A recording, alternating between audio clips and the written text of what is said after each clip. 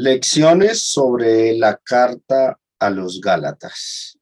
Este seriado interesante que hemos iniciado y que ya viene siendo la cuarta lección, y espero que ustedes, mis hermanos, sean plenamente bendecidos, edificados, y que al terminar esta parte estén llenos de gozo, de decir: entiendo la carta a los Gálatas, entiendo la Biblia, entiendo el panorama de la Escritura con respecto a esta importantísima carta que quedó ahí plasmada para nosotros, por supuesto, el pueblo de Cristo, el pueblo que teme a Dios, guarda sus mandamientos y que como iglesia le sirve y le adora. Bueno, hoy vamos a ver entonces la continuación de nuestro capítulo primero, capítulo 1, la segunda parte que quedó pendiente. Después de haber Pablo saludado a los Gálatas, esa salutación que estudiamos el pasado viernes, y después de Pablo haber expuesto el tema que va a abordar en la carta, Pablo lo que procede a hacer es presentar defensa de su apostolado ante todo posible argumento por parte de los judaizantes.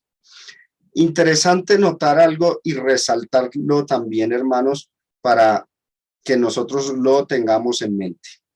Cuando vamos a interpretar la Biblia, debemos ser muy cuidadosos con las inferencias que hacemos. Notamos en la carta a los Gálatas que Pablo lo que va a hacer enseguida, en las líneas que vamos a leer, es defender su apostolado. Quiero que leamos el texto. Gálatas 1, del 11 al 24. Observen.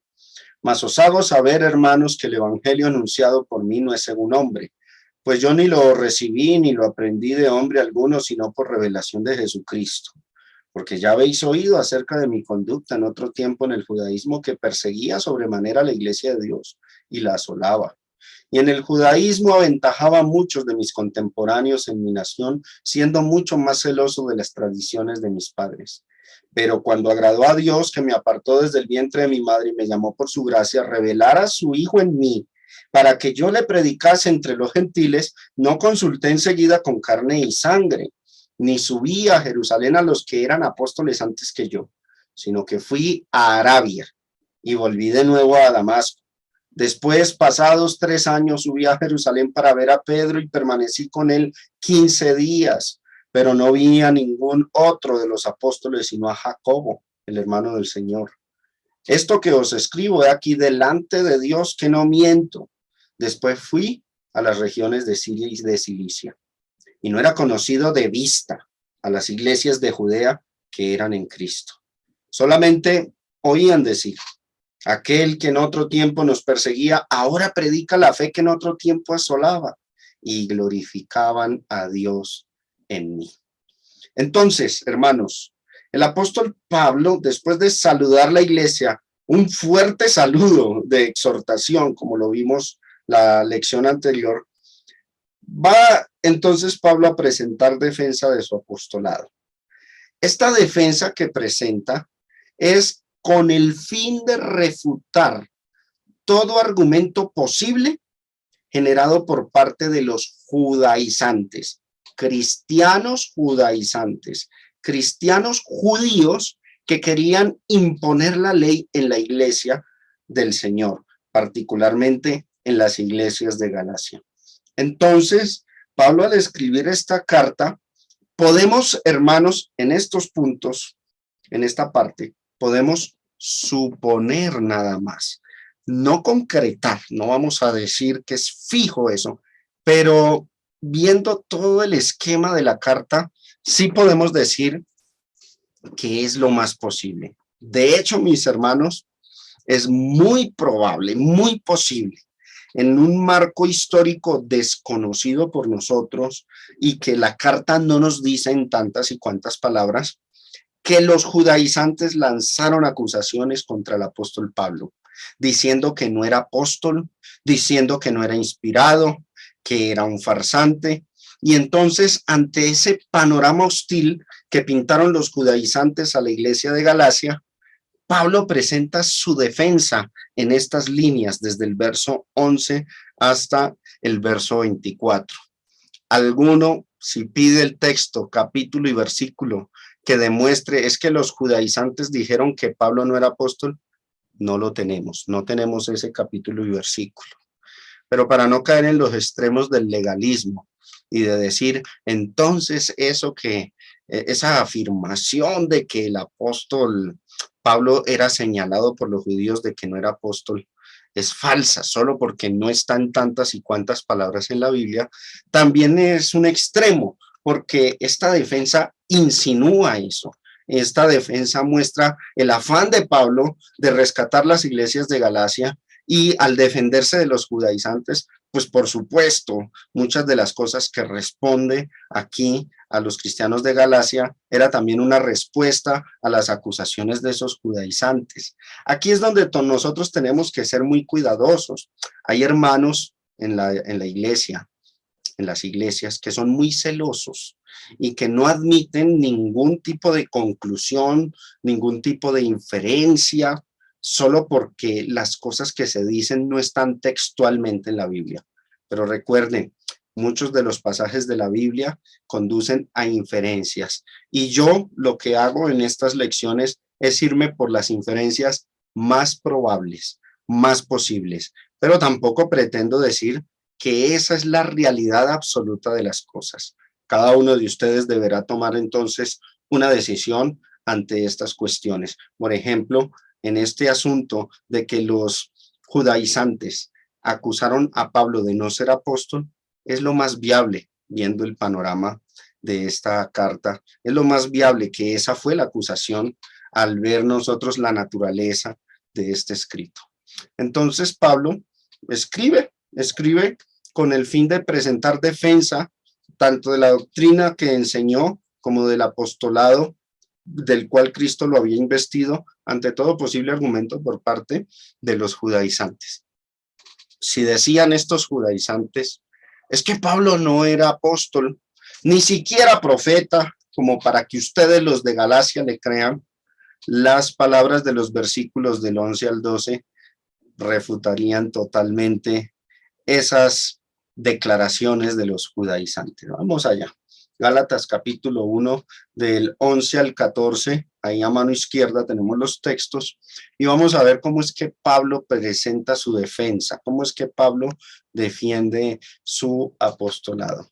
Mas os hago saber, hermanos, que el evangelio anunciado por mí no es según hombre, dice ahí, no es según hombre. Estos versículos, verso 11, no es según hombre, que indica que él no recibió el evangelio de parte ni de los apóstoles que estaban en Jerusalén, ni de los profetas que había en otras iglesias a los cuales los apóstoles les hubiesen impuesto sus manos, transfiriéndole el don de profetizar y muchos otros dones, de tener revelaciones y conocimiento con respecto a las cosas concernientes al reino y al evangelio. Pablo no lo aprendió de ellos, dicen no es según hombre, y luego afirma que no lo recibió ni lo aprendió de hombre alguno, sino por revelación de Jesucristo. Yo ni lo recibí ni lo aprendí de hombre alguno, aunque fuese inspirado, yo no tuve que asistir a clases de parte de Pedro o de Juan o de Andrés o de cualquiera otro de los apóstoles. A mí el mensaje del evangelio me lo reveló Jesucristo. Con eso Pablo defendía su apostolado. Adicionalmente, mostraba su inspiración. Mostraba que era un hombre inspirado, un hombre a quien Dios le revelaba el mensaje del evangelio directamente, que por lo menos si no lo reconocían como apóstol, por lo menos era profeta. Acuérdense, en Efesios 4, verso 11, dice que aún nos puso en la iglesia primeramente apóstoles y profetas también, luego profetas, evangelistas, pastores, maestros. Mínimo, al decir que por revelación de Jesucristo, mínimo el apóstol Pablo era un profeta de Jesucristo, y esto refutaría rotundamente cualquier falsa acusación de los judaizantes que estaban ahí infiltrados en las iglesias de Galacia. Si esos judaizantes decían que Pablo no era una persona que verdaderamente se hubiera convertido a Cristo, porque esa es otra posibilidad dentro de lo que fueron las acusaciones contra Pablo, es que él no se convirtió porque él persiguió, acuérdense que él perseguía la iglesia, mató a algunos, entonces no crean las palabras de ese farsante, probablemente esas eran las acusaciones de los judaizantes. Ante eso, los versículos 13 y 14 demuestran lo contrario. 13, porque ya habéis oído acerca de mi conducta en otro tiempo en el judaísmo, que perseguía sobremanera la iglesia de Dios y la asolaba. Y verso 14, y en el judaísmo aventajaba a muchos de mis contemporáneos en mi nación, y lo que dice, siendo mucho más celoso de las tradiciones de mis padres. Pablo está admitiendo que sí, antes de ser cristiano, fue un cruento perseguidor de la iglesia, como podemos nosotros evidenciarlo en el libro de los Hechos, pero luego procede a demostrar su conversión. Pero hagamos una pausa aquí. Miremos lo que dice el verso 14, lo que está resaltado, siendo mucho más celoso. Es bueno ser celoso en las cosas de Dios, es decir, tener fervor, pero oído en aquello que Dios ha revelado. Nada más que eso.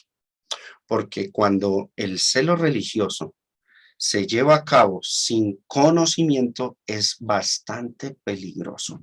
Y ese fue el celo que tuvo Pablo al principio, un celo sin conocimiento. Bastante celoso, pero le faltaba oír el evangelio, le faltaba pensar y meditar en las cosas que Jesús y los apóstoles habían enseñado. No, de manera ciega y arbitraria y totalmente parcializado, cerró sus oídos al evangelio y empezó a perseguir la iglesia, a lo cual fue necesario que se le manifestara, se le apareciera Jesucristo en persona y le dijera lo que ya sabemos: Saulo, Saulo, ¿por qué me persigues? De otra manera, este Saulo, este Pablo, que antes se llamaba Saulo, celoso, mucho más celoso que los demás, no hubiese podido convertirse al evangelio porque ya estaba empecinado, había emprendido una tarea, una campaña contra la iglesia, una campaña de persecución. Dicen algunas cartas, obligó a blasfemar a algunos cristianos y consintió en la muerte de Esteban y probablemente de muchos otros. Y esto Pablo se lo recuerda a sus lectores en las cartas, y esto demuestra también que de pronto a Pablo eso le dolía bastante, el recordar que él fue un perseguidor de la iglesia. Pero ¿cuál fue la raíz de eso? Un celo sin conocimiento. Cuán peligroso fue eso en los tiempos de los apóstoles y cuán peligroso sigue siendo hoy día el celo sin conocimiento. ¿Por qué? Miremos lo que dice Romanos 10, del 1 al 3. Hermanos, ciertamente el anhelo de mi corazón y mi oración a Dios por Israel es para salvación, porque yo les doy testimonio de que sus compatriotas, los judíos, los de la nación judía que no se han convertido a Cristo en esa fecha, tienen celo de Dios, dice Pablo. O sea, son personas fervorosas de Dios, no son incrédulos. No, son personas que tienen celo de Dios, pero el problema es que ese celo no es conforme a ciencia. La palabra ciencia en el griego gnosis significa conocimiento, y en este contexto el conocimiento de la voluntad de Dios. Tienen celo de Dios en una parte del conocimiento de Dios. ¿Cuál parte? Por la ley de Moisés, la que fue revelada hasta 400 años antes de Cristo, a través de Malaquías, hasta ahí. Tenían celo sobre esa porción de la palabra, pero no aceptaron que vino una nueva era, que estaba iniciando una nueva dispensación y que ese mensaje de Dios estaba siendo revelado a apóstoles y profetas que había escogido, y que el elegido para ser el Mesías era Jesucristo, al que habían crucificado. Y entonces rechazaron eso y su celo ya era totalmente inapropiado, pecaminoso, porque no era conforme a la ciencia del evangelio, al conocimiento del evangelio. Ahora observen el verso 3, porque ignorando la justicia de Dios. ¿Cuál es la justicia de Dios? Romanos 1:16 dice, en el evangelio la justicia de Dios se revela por fe y para fe. 1:16 y 17. Ignorando el evangelio, ignorando lo que Dios hizo para justificar a los seres humanos, que es enviar a su hijo y morir en la cruz, y procuran establecer su propia justicia, que esa propia justicia de los judíos era según la ley de Moisés. Querían establecerla, imponerla en la iglesia, procurando establecer la suya propia, basada en la ley, en los principios que durante 1500 años recibieron de la nación a través de las lecturas de la ley. Al final, ¿qué sucedió con estos hombres, con los judíos? No se han sujetado a la justicia de Dios. Oído esto, interesante, este texto nos dice que cuando una persona cierra su mente ante la palabra de Dios, ante lo que dice la Escritura, y quiere establecer principios propios suyos, como lo hicieron los judíos, principios morales y principios de vida, lo puede hacer a nivel personal.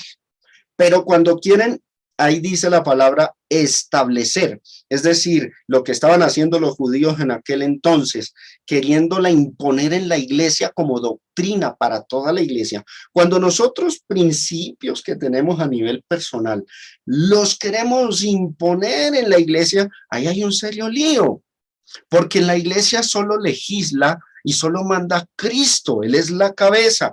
Nosotros no podemos dar mandamientos personales solo porque nos parecen buenos y agradables y justos y quererlos imponer a una congregación. De aquí que yo he tenido a lo largo que llevo, a lo poco que llevo de predicador, que afrontar serias dificultades. A veces me abordan con preguntas y esas preguntas que me hacen son asuntos de índole de opinión. Hermano Germán, ¿qué opinas sobre esto? ¿Qué piensas sobre aquello que dice la Biblia? Y a veces yo de antemano sé que cuando me hacen la pregunta, ya la persona en sus principios personales está predispuesta a la respuesta, porque espera que uno diga, eso es pecado, eso está prohibido, eso que me preguntas. Y resulta que uno dice, no, pues según la justicia de Dios, hasta donde yo he leído, no es pecado, es un asunto de opinión en la cual Dios da libertad, aunque con las libertades hay que tener también mucho cuidado. Todo me es lícito, pero no todo conviene. 1 Corintios 8:1.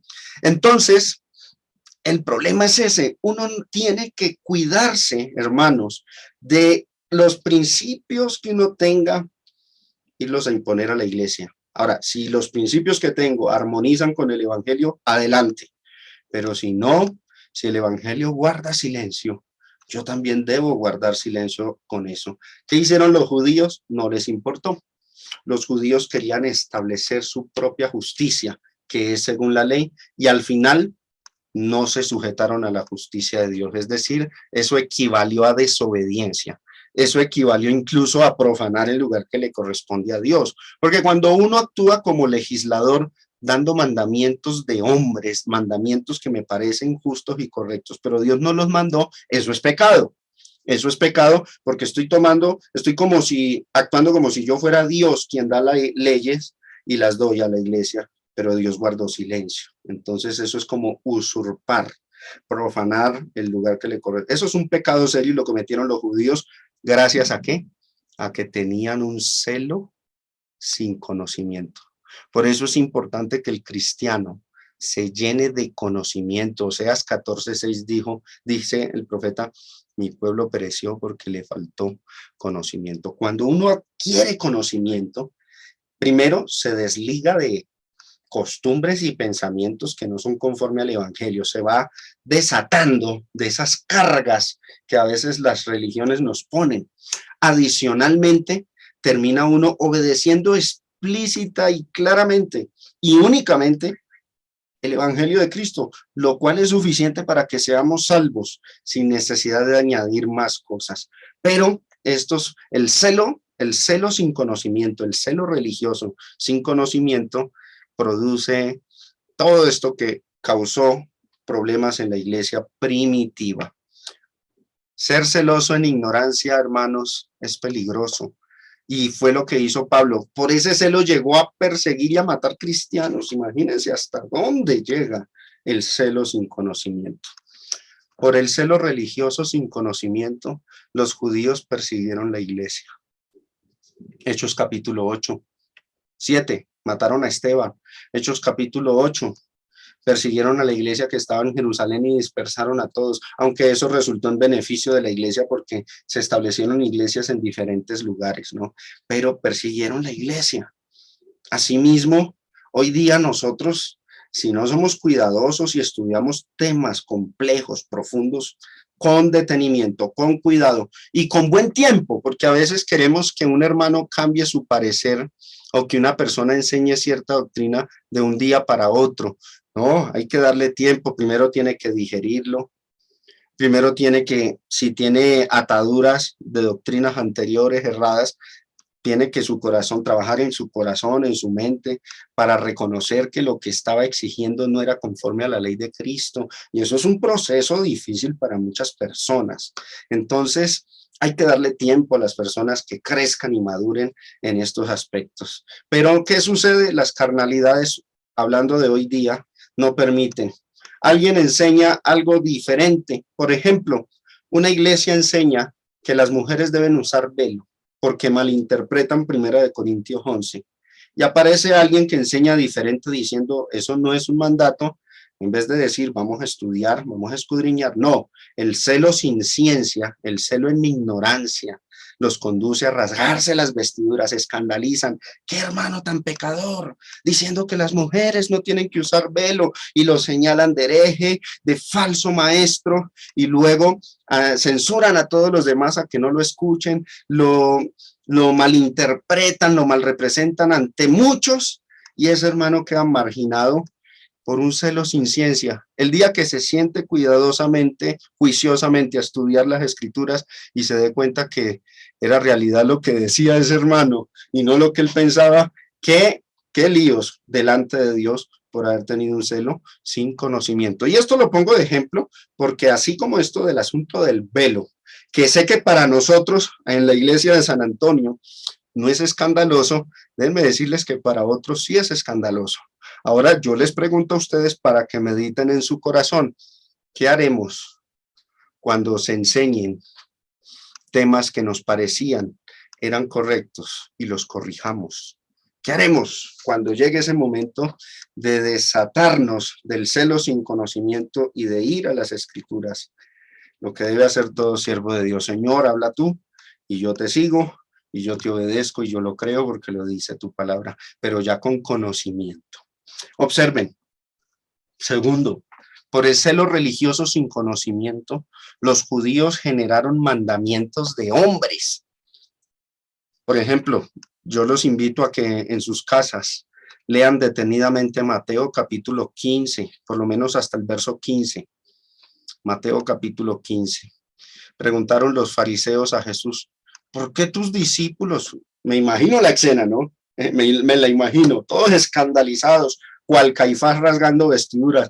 ¿Por qué tus discípulos quebrantan la tradición de los ancianos? Porque no se lavan las manos cuando comen. ¡Qué escándalo! Para ellos, lavarse las manos en ritual de purificación para comer era ser santo, sublime, alguien inmaculado delante de Dios, tenía la luz de Dios emanando sobre él. Eran muy santos por eso. Pero Jesús rompió esos estereotipos, esos esquemas y dijo a lo que la Biblia dice. El Levítico sí se manda la purificación para presentarse en el templo, pero esto del lavamiento de manos, eso nunca lo ordenó Moisés. Así que vamos a romper todos esos esquemas. Jesús, como quien dice, término coloquial, toreaba a los judíos, a los fariseos, como que les picaba en aquello en que Dios no había mandado. Y Jesús les dice, en vano me honran, en vano están honrando a Dios si pretenden establecer esas cosas que son mandamientos de hombres. Entonces, hermanos, Jesús rompió todos esos estereotipos, todo ese tipo de doctrinas de hombres que en la época de él muchos ya lo concebían y estaban convencidos de que eso estaba ordenado por Dios en la ley de Moisés, y no era así. Yo a veces también me atrevo a eso, pues debemos seguir los pasos del maestro, y todos nosotros como cristianos vemos personas que guardan ciertas doctrinas creyendo que son de Dios. A veces debemos ir como Jesucristo y romper esos esquemas, así se escandalicen, pero hay que mostrarles que hay que adorar a Dios conforme a su palabra, porque de lo contrario, todo será en vano. Léanse Mateo 15, no lo cito acá porque no es el objeto de nuestro estudio en esta noche. Por el celo religioso sin conocimiento, los judíos cristianos juzgaban a sus hermanos en asuntos de opinión. De esto tenemos un claro ejemplo en el libro de la carta a los Romanos, capítulo 14. Los judíos venían acostumbrados a comer cierta clase de alimentos según la ley, porque habían alimentos que eran considerados inmundos bajo esa ley. Adicionalmente, hacían caso de los días sagrados, Pentecostés, la Pascua, el sábado. Entonces, claro, se mezclan en una iglesia compuesta de judíos y de gentiles. Y el gentil, pues, para él nunca fue ese pacto, para ellos nunca fueron esas leyes del Antiguo Testamento. Adicionalmente quedaron abrogadas en la cruz. Entonces, ¿qué sucedió? Pues el gentil comía de todo. Adicionalmente, no hacía caso ni del sábado ni de los días sagrados de los judíos y se rasgaban las vestiduras los judíos, cristianos judíos, y señalaban. Por eso Romanos 14 dice, no juzgue. El débil, el que no come, no juzgue al que come, porque eran asuntos de opinión. Entonces, hermanos, esto que dice Pablo aquí, que él era mucho más celoso que las tradiciones de sus contemporáneos, muestra lo peligroso que es el celo en ignorancia, un celo sin conocimiento, celo bajo el cual los judíos de la época persiguieron la iglesia, y nosotros no podemos caer en ese mismo error. ¿Cuál es el llamado a través de esto?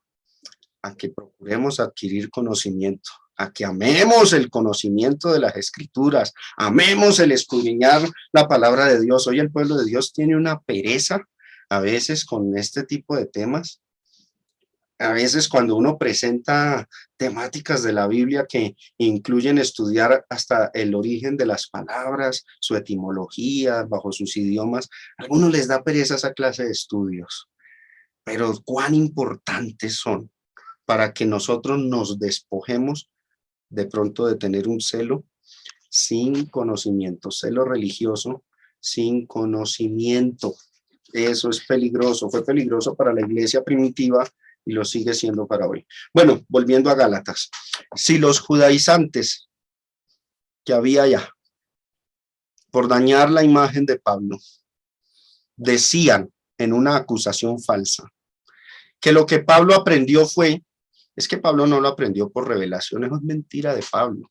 Pablo lo aprendió, fue de algún apóstol, se lo enseñó allá en Jerusalén, sino que él miente diciendo que es apóstol. Así que no le crean a Pablo, créanos a nosotros. Hay que guardar la ley, hay que circuncidarse, hay que hacer caso de los días, meses y años sagrados de la ley.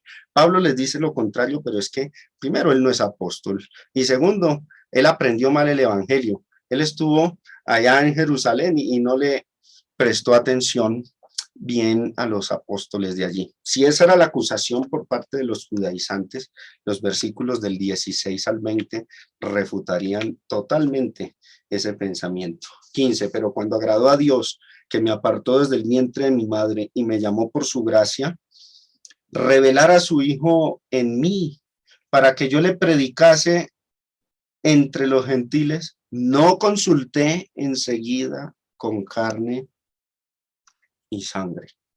Y mire lo que dice el 17, ni subí a Jerusalén a los que eran apóstoles antes que yo, sino que fui a Arabia y volví de nuevo a Damasco. Después, pasados 3 años, subí a Jerusalén para ver a Pedro. Y alguno podría decir, vea, Pedro fue el que le enseñó entonces a Pablo. Pablo aprendió el evangelio de Pedro. Entonces Pablo no es apóstol. Eso es mentira de que se lo reveló. Pues dijo, pero nomás permanecí con él 15 días. Y yo les pregunto a ustedes, ¿quién se puede aprender todo el evangelio En 15 días, imposible. Entonces, tremendo argumento donde defiende su apostolado. Y luego dice, no vi a ningún otro de los apóstoles, sino a Jacobo, el hermano del Señor.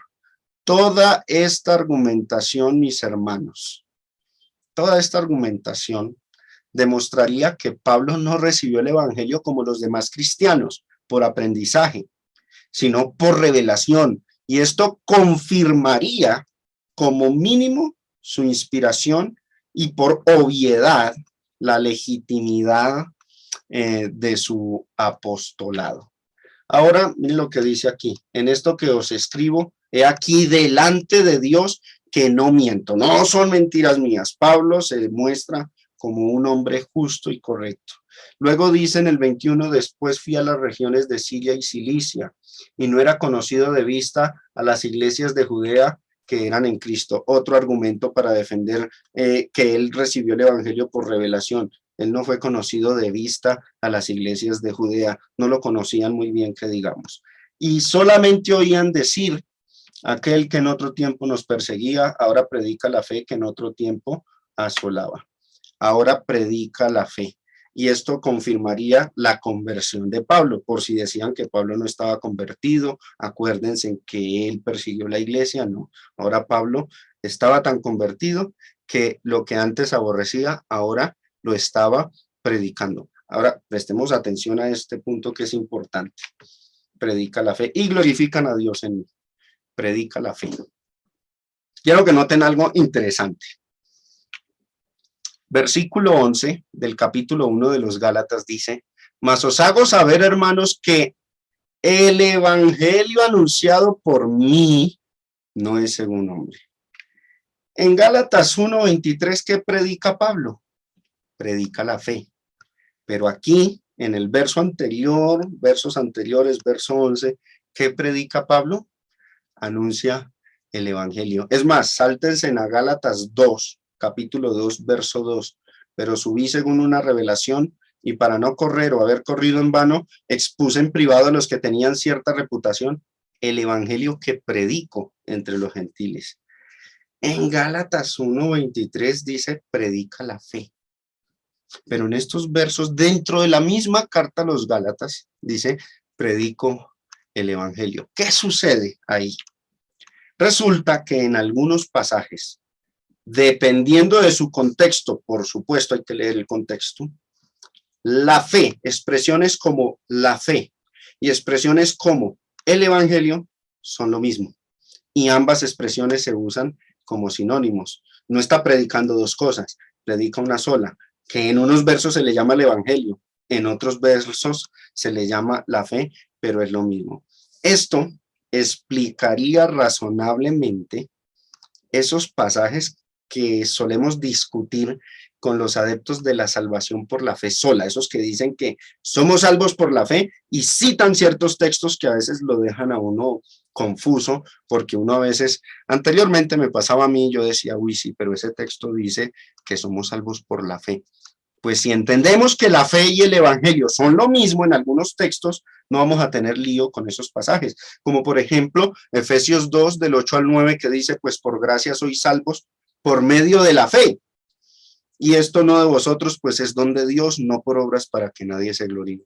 Cuando dice que soy salvo por gracia, por medio de la fe, es muy probable que cuando dice por medio de la fe se refiera a esa fe externa al hombre, que es el evangelio. Romanos 1:5. Es más, esa fe se obedece porque esa fe tiene mandamientos. Miren lo que dice Romanos 1:5. Y por quien recibimos la gracia y el apostolado, ¿para qué? La obediencia a la fe en todas las naciones por amor de su nombre. En otras palabras, mis hermanos, se trata de una fe objetiva, que es el evangelio, no la fe subjetiva. La fe subjetiva es la que emerge de uno mismo, la emoción que uno tiene, el sentimiento, le pertenece al sujeto, por eso se llama subjetiva. De esa sí se habla, por ejemplo, en Hebreos capítulo 11, es pues la fe, la certeza, la convicción, en una emoción. Pero la fe que salva no es tanto la subjetiva, es necesaria, pero sola no salva. ¿Por qué lo sabemos? Santiago 2:19 dice que los demonios sienten esa clase de fe. Ellos creen, pero no son salvos. Entonces la fe que salva es la fe objetiva, la que predicaba Pablo y que en otros textos se le llama evangelio, la que se debe obedecer, Romanos 1:5, la que nos salva por gracia, porque es la fe objetiva la que nos salva cuando la obedecemos. Entonces, mis hermanos, interesante este tema aquí dentro de la carta a los Gálatas. Verso 16. Sigue Pablo defendiendo su apostolado, pero vamos ahorita a ver cómo se desarrolló ese apostolado. Vimos antes es que Pablo lo defendió, pero yo sé que algunos pueden estar interesados en cómo desarrolló Pablo ese apostolado. Y lo que dice el verso 15, pero cuando agradó a Dios, que me apartó desde el vientre de mi madre y me llamó por su gracia, revelar a su Hijo en mí para que yo le predicase, observen, entre los gentiles. Jesús comisiona a Pablo para predicar a los gentiles. Y observen aquí, no consulté enseguida con sangre y carne. Pablo no aprendió ese evangelio que le fue a predicar a los gentiles de parte de alguna otra persona, de un ser humano, sino que lo aprendió directamente de Jesucristo, porque Jesucristo se lo reveló. Entre los gentiles, Gálatas 2 nos abre un poco más el entendimiento con respecto a esto, nos da mejor información. Miren lo que dice. Antes, por el contrario, como vieron que me había sido encomendado el evangelio de la incircuncisión, incircuncisos, o sea, los gentiles, como a Pedro el de la circuncisión, o sea, los judíos. Pues el que actuó en Pedro, el Espíritu de Dios, o el Jesús que actuó en Pedro para el apostolado de la circuncisión, actuó también para mí con los gentiles. No es que haya dos evangelios, es uno solo, pero sí hay dos enfoques. Uno era que se le debía predicar a los gentiles y otro que se les debía predicar a los judíos. Dios toleró que los cristianos judíos siguieran observando sus costumbres hasta que vino la destrucción de Jerusalén y designó a ciertos hombres. Él eligió ciertos hombres dentro de los apóstoles para que unos se encargaran de ir a los gentiles y otros se encargaran de ir a predicar a los judíos.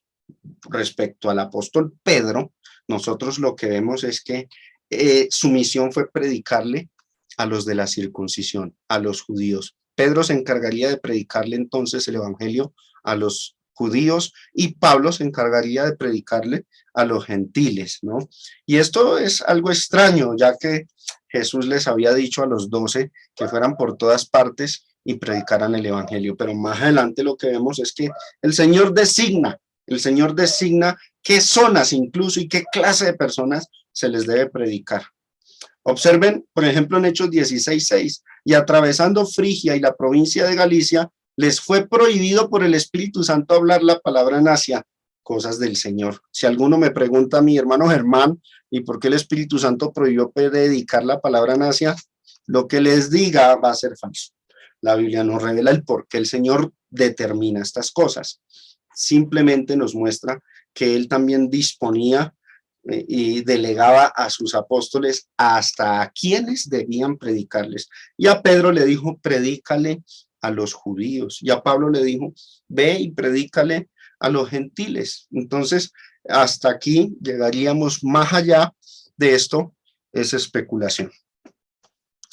No consulté enseguida con carne y sangre, Gálatas 1 del 11 al 12, mas os hago saber, hermanos, que el evangelio anunciado por mí no es según hombre, pues yo ni lo recibí ni lo aprendí de hombre alguno. Carne y sangre significa seres humanos, hombres, en el sentido del género humano, sino por revelación de Jesucristo. En algunos pasajes, mis hermanos, entonces podemos notar el enfoque del ministerio de los apóstoles. Verso 17. Ni subí a Jerusalén a los que eran apóstoles antes que yo, sino que fui a Arabia y volví de nuevo a Damasco. Interesante este pasaje también y vamos a escudriñarlo. Ese versículo 17. Aquí, ¿qué vemos? Aquí notamos que Pablo estuvo luego de su conversión, que se estima fue entre el año 35, 36 después de Cristo, pero precisión no hay en esto, pero se puede estimar que fue entre el 35 y 36 después de Cristo. En este verso 17, nosotros vemos que Pablo, después de que se convierte, estuvo por un espacio de 3 años, dice aquí, ¿sí? En el versículo 18 dice, pasados 3 años. Podemos estimar que aproximadamente 3 años estuvo en Arabia y Damasco. Damasco era la capital de Siria. Damasco prácticamente era muy limitante con Arabia, pero pertenece más bien a Siria. Y dice, sino que fui a Arabia y volví de nuevo a Damasco. Observen este comentario. John MacArthur, comentario del Nuevo Testamento, me interesa. Dice, en lugar de viajar de inmediato a Jerusalén para ser instruido por los apóstoles, cosa que no ocurrió, Pablo se fue a Arabia de los nabateos, una región desértica que se extendía al este de Damasco, alrededor de la península del Sinaí. Interesante.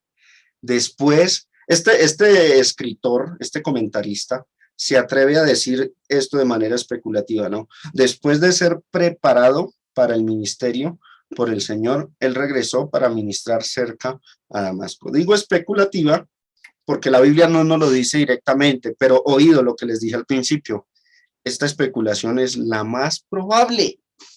¿A qué se fue a Arabia? Pues resulta que uno lee Gálatas, capítulo 4, verso 25, y dice, porque Agar es el monte Sinaí, ¿en dónde?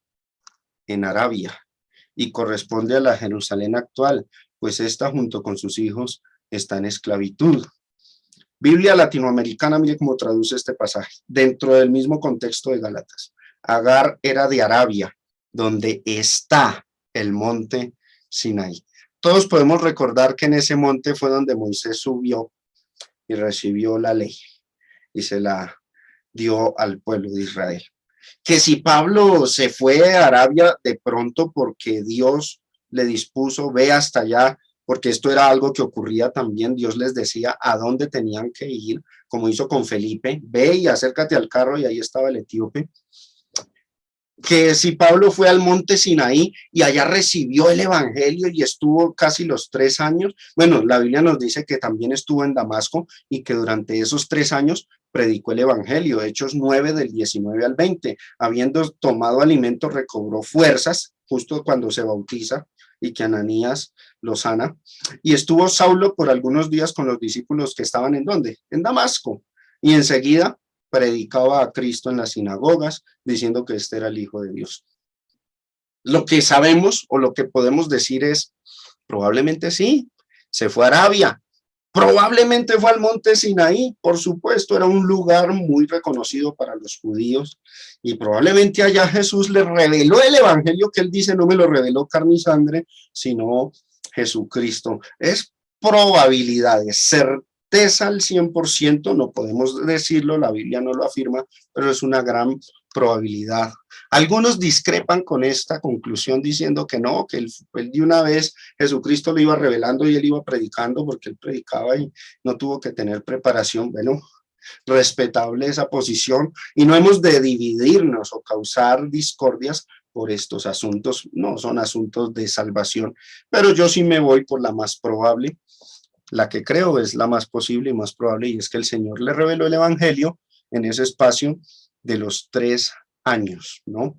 Ahora, observen, verso 18, pasados 3 años después, ¿qué sucede? Pablo vio a Pedro, pero solo dura con él 15 días. Ya expliqué lo de los 15 días, en esos 15 días no se pudo aprender el evangelio, pero hay algo interesante que podemos sustraer de aquí.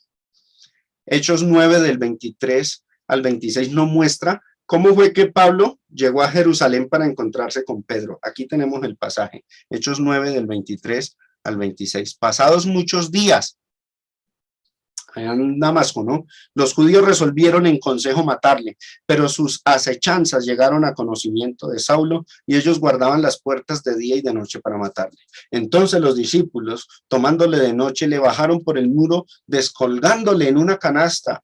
Y luego, ¿a dónde llegó Pablo? Cuando llegó a Jerusalén, trataba de juntarse con los discípulos, pero todos, obviamente, entendible, le tenían miedo, no creyendo que fuese discípulo. Y en el verso 19, miren, abajo, dice Pablo que cuando llegó allá a Jerusalén, no vio a ningún otro de los apóstoles. ¿Qué se hicieron los apóstoles? ¿Por qué no estaban en Jerusalén? Probablemente estaban predicando el evangelio por toda Judea y por toda Palestina. Estaban en su obra de evangelismo. Que vuelven otra vez a Jerusalén lo sabemos, porque 14 años después, cuando Pablo sube a Jerusalén, se los encuentra. Hechos capítulo 15 dice que allá estaban los apóstoles y los ancianos. Pero en esta ocasión, los 3 años después de su conversión, no ve a ningún otro de los apóstoles. Solo vio ¿a quién? Al apóstol Pedro. Y dice aquí, no vi a ningún otro de los apóstoles, sino ¿a quién? A Jacobo, el hermano del Señor. Oído, este Jacobo no era apóstol. No era apóstol. Por eso Pablo está diciendo, vi a Pedro, estuve con él 15 días, pero a los apóstoles, a los demás, a los 11 restantes, no los vi. Solo me encontré fue con quién, con Jacobo, el hermano del Señor. Pero este Jacobo no era apóstol. Hablemos de Jacobo. Jacobo era hermano en la carne del Señor Jesús. ¿Esto qué implica? Que María tuvo más hijos. Y que esa doctrina del catolicismo de que María fue siempre virgen es totalmente falsa, errónea, porque aquí dice Jacobo, el hermano del Señor. Esto significa que José y María, después de haber nacido Jesús, pues tuvieron más hijos, entre esos Jacobo, y el que escribe la epístola antes del Apocalipsis, la de Judas, también es hermano de Jesús y hermano de Jacobo. Jacobo, después de la resurrección de Cristo, se convirtió al Señor. Antes no, porque no lo seguían, lo podemos corroborar en los evangelios. Y se volvió este Jacobo uno de los discípulos más importantes de Jerusalén, acorde a registros históricos que más adelante en otra lección podríamos recurrir a ellos. Por ahora solo lo afirmo y los animo a ustedes a que estudien esta parte.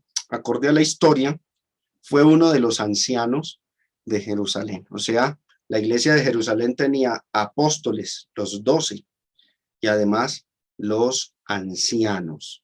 Y entre los ancianos probablemente Jacobo fue uno de estos ancianos de Jerusalén. La historia asevera que efectivamente fue anciano. Por ejemplo, los escritos de Eusebio de Cesarea, Historia Eclesiástica, un escritor del siglo IV después de Cristo, afirma esto, y otros escritos de patrística, de los padres llamados padres de la iglesia, también lo aseveran.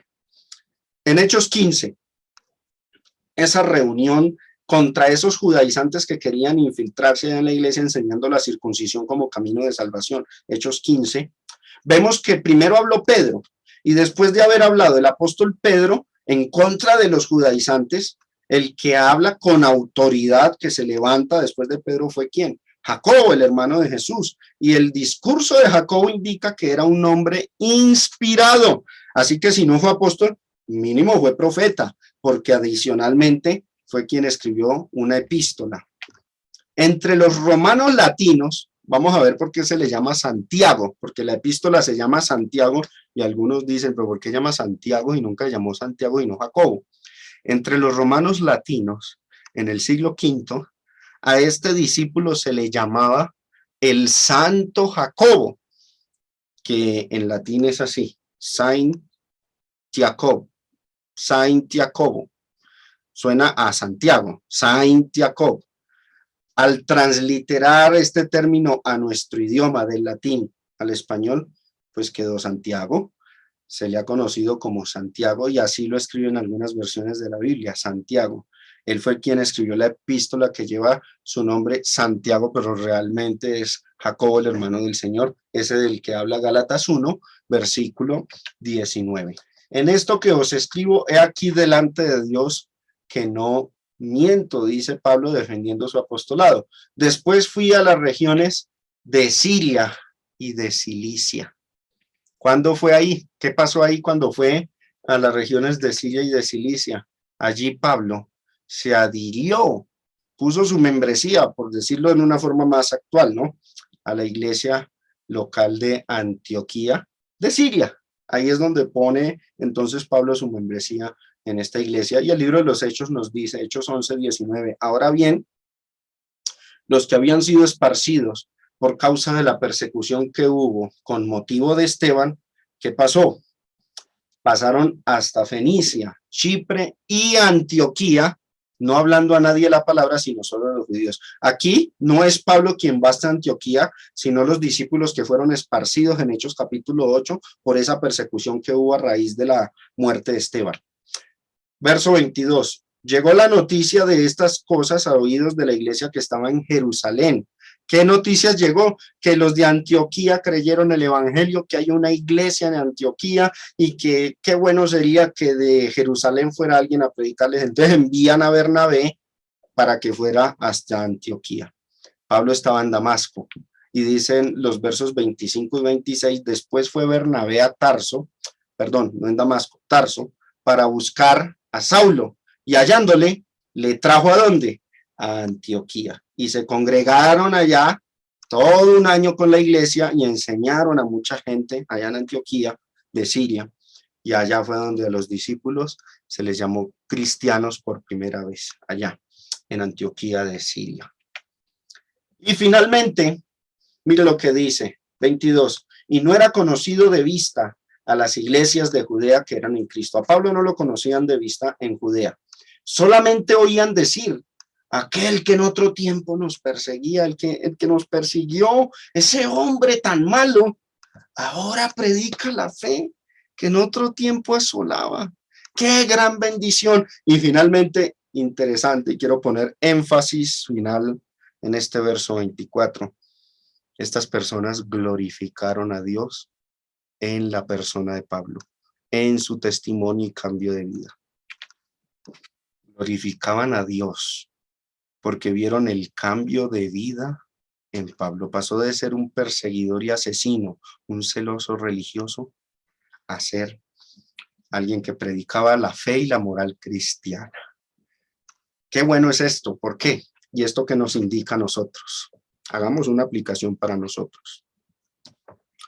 El evangelio no solo se predica sabiéndome la Biblia de memoria. El evangelio no es solamente aprenderme el plan de salvación y irlo a predicar. Yo debo predicar con mi testimonio de vida.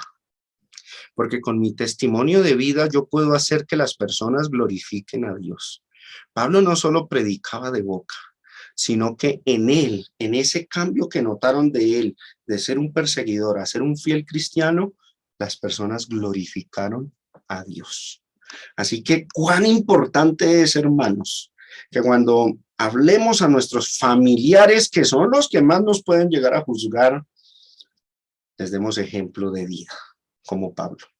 Cuando este testimonio de vida, este ejemplo, no ocurre, la predicación de palabra es vana. Es vana, porque quedaríamos en la misma categoría de los judíos, de los fariseos a los que Jesús dijo, dicen, pero no hacen. Predican, hoy decimos predican, pero no practican. Este texto resalta la importancia del testimonio de vida.